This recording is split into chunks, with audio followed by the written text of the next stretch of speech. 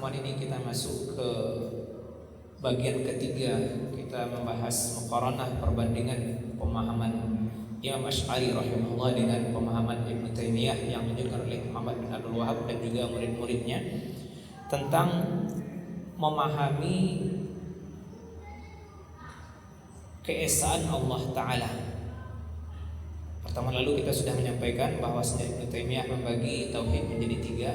Pertama tauhid rububiyah, yang kedua tauhid uluhiyah, dan yang ketiga adalah tauhid al-asma wa sifat. Kita sudah rinci di pertemuan terdahulu tauhid rububiyah. Rububiyah diambil dari kata Rabbi atau Rabbil Alamin, yaitu mengesahkan Allah sebagai Rabbil Alamin, sebagai yang maha mencipta, sebagai yang maha mengatur, sebagai yang maha menguasai dan yang maha memberi rezeki. Ini kita sudah rinci di pertemuan terdahulu. Termasuk juga sisi yang dikritik oleh ulama bahwasanya meyakini Allah sebagai satu-satunya yang menciptakan seluruh alam adalah benar. Meyakini bahwasanya Allah saja secara hakiki yang memberi rezeki, yang mengatur seluruh alam adalah benar. Permasalahan terdahulu adalah ketika meyakini ada orang musyrik yang tauhidnya setengah benar. Itu salah satu bantahnya adalah Nabi SAW mengabarkan bahwasanya orang di alam kubur ditanya oleh malaikat marrabbuka. Kalau di situ ada yang setengah benar, berarti orang musyrik semestinya bisa jawab man rabbuka. Dia akan mengatakan Allah. Rabb yang menciptakan engkau, yang menciptakan kamu, yang menciptakan saya adalah Allah Subhanahu wa Ta'ala.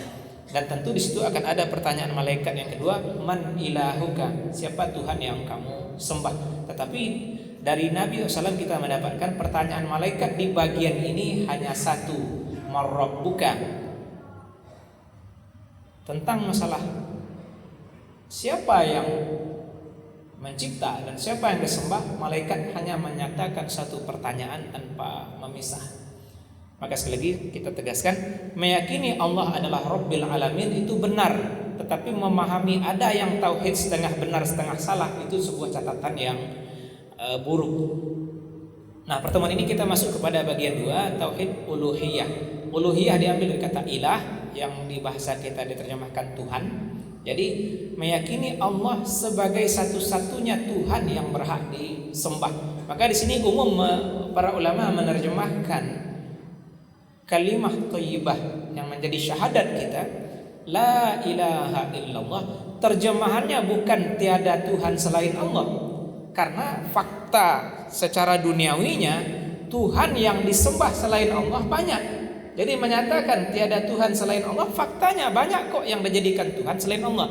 Maka ulama memberikan terjemahan itu dengan la ma'buda bihaqqin siwallah. La ilaha illallah artinya adalah tidak ada Tuhan yang benar untuk disembah, atau tidak ada Tuhan yang berhak disembah kecuali Allah saja. Maka dengan itu yang lain disembah tidak benar, yang lain disembah itu tidak punya hak untuk disembah. Yang berhak disembah hanya Allah saja. Maka sampai di sini pun meyakini tauhid uluhiyah, mengesahkan Allah sebagai ilah, sebagai Tuhan yang berhak disembah juga benar. Tidak ada masalah dengan ungkapan itu. Sejauh saya belajar tidak masalah di ungkapan itu. Allah alam nanti kalau ada ulama yang lebih dalam ilmunya juga mengkritik pembagian ini. Tapi sejauh saya belajar tidak ada yang mengkritik sampai bahasan ini. Artinya meyakini Allah sebagai yang maha mencipta, Rabbil Alamin, rububiyah, meyakini Allah sebagai ilah, sebagai Tuhan yang berhak disembah. Uluhiyah itu tidak ada masalah, itu benar. Termasuk juga ayat di surah An-Nas yang kita baca, dan ini juga salah satu yang menjadi dasar kurikulum pendidikan agama mulai dari tahun 2011 terdahulu, bahwasanya tauhid itu tidak hanya dibagi 3 tapi sampai ke 5. Kenapa? Di ayat ini Allah mengkhususkan Rabbin Nas, Malikin Nas, Ilahin Nas, berarti Allah diesakan sebagai Rabbi, rububiyah. Allah juga diesakan sebagai ilah, uluhiyah. Termasuk Allah juga diesakan sebagai Malik, mulukiyah. Maka di situ lahir lagi nama tauhid mulukiyah, mengesahkan Allah dari sisi dia adalah satu-satunya raja di raja, satu-satunya penguasa. Maka dari sudut pandang bahasan ini, siapa saja penguasa di bumi ini tidak berinduk, tidak menjadikan rujukan hukum Allah Ta'ala, maka dia tidak berhak jadi raja, dia tidak berhak punya kekuasaan. Kenapa? Karena sisi mulukiyah, sisi kerajaan, sisi kekuasaan itu mutlak milik Allah Ta'ala.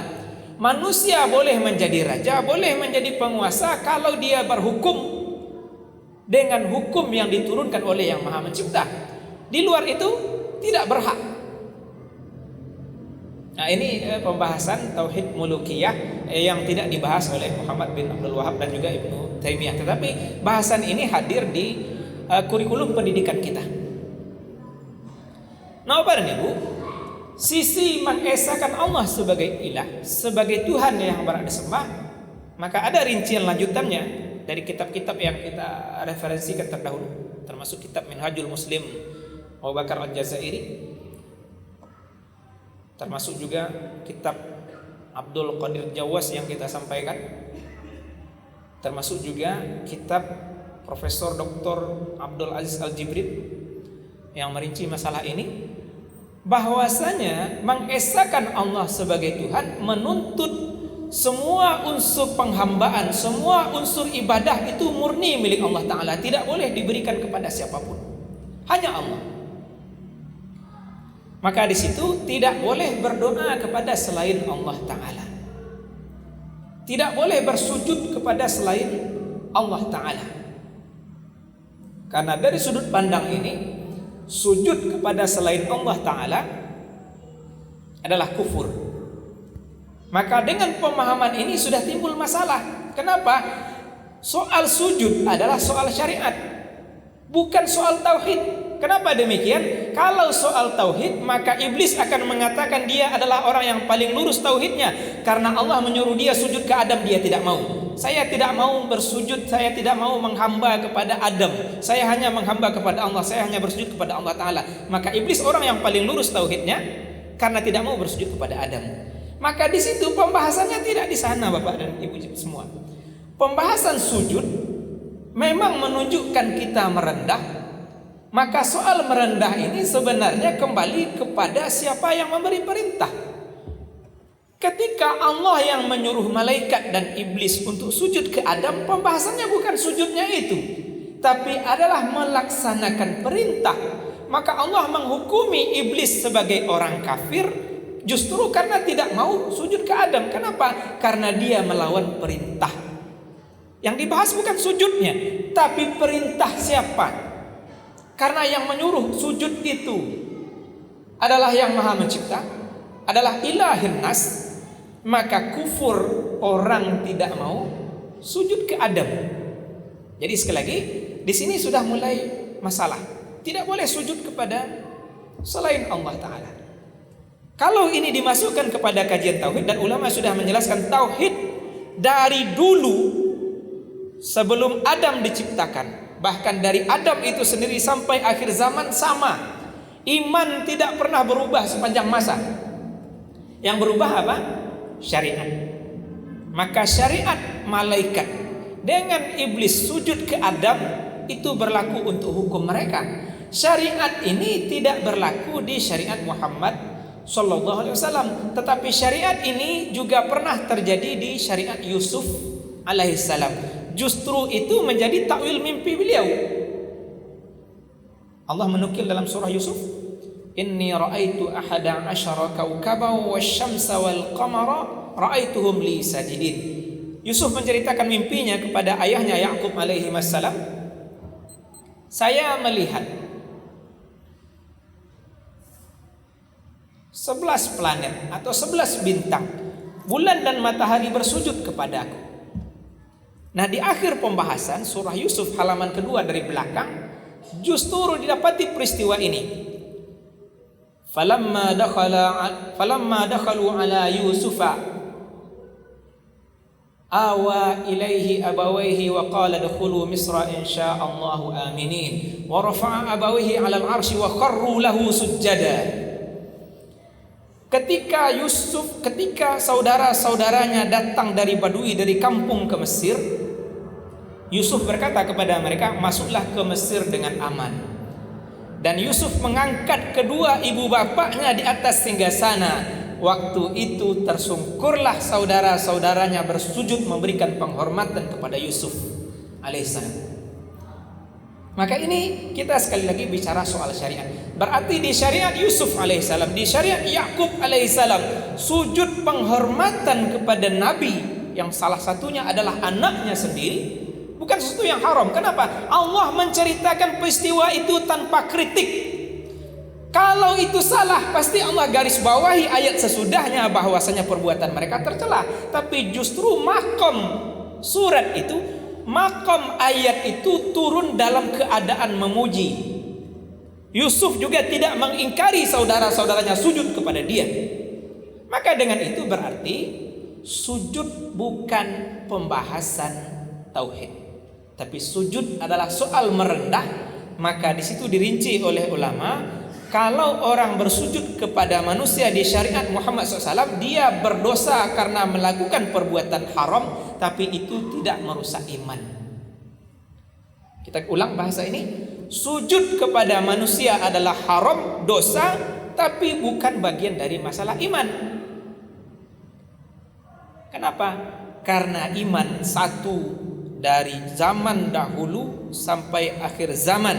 Ketika dibolehkan di sebagian syariat, berarti itu tidak masuk bagian iman, melainkan masuk kepada bab fikih, bab hukum. Maka hukum berubah. Saya tegaskan contoh perubahan hukum ini. Di syariat sebelum kita kabarnya, pakaian kena najis tidak cuci tapi potong. Berat syariat mereka. Syariat Musa alaihissalam, taubat orang-orang yang menyembah patung anak sapi yang dibuat oleh Samiri. Sebahagiannya dibahasakan tekstual ayat Quran adalah bunuh diri. Walaupun ulama merinci bukan bunuh diri taubat sebenarnya di situ, tapi adalah yang beriman yang tidak berdosa membunuh yang berdosa. Taubat mereka hukum mati. Nah kita umat Muhammad SAW, taubat kita lebih ringan dan lebih lapang. Bahwasanya orang kalau melakukan dosa secara tersembunyi, dia bisa bertaubat dengan memohon ampun kepada Allah, meninggalkan dosa, menyesali dosa tersebut, berkemauan keras tidak ngulang lagi, maka taubatnya diterima. Syariat taubat berubah. Maka sekali lagi, sujud yang memang masuk di kitab bab salat, termasuk juga ada sujud sahwi, sujud lupa di salat, sujud syukur merasakan karunia agung, sujud tilawah ketika bertemu ayat sujud di Al-Quran, itu adalah pembahasan ibadah, bukan pembahasan tauhid. Jadi klasifikasinya adalah bab fikih, bukan bab iman. Nah ini sebuah catatan soal pembagian tauhid uluhiyah. Dengan waktu kita potong di sini. Terima kasih atas perhatian. Semoga bahasan ini tujuannya sama sekali bukan untuk menyalahkan. Kita belajar ilmiah perbandingan agar nyaman kita memegang iman yang kita pelajari dari Nabi Muhammad SAW. Sekali lagi mohon maaf kalau ada bahasa yang kurang tepat. Kita tutup dengan doa Nabi. Subhanakallahumma bihamdika nashhadu an la ilaha illa anta nastaghfiruka wa natubu ilaik. Amin rabbal alamin. Assalamualaikum warahmatullahi wabarakatuh.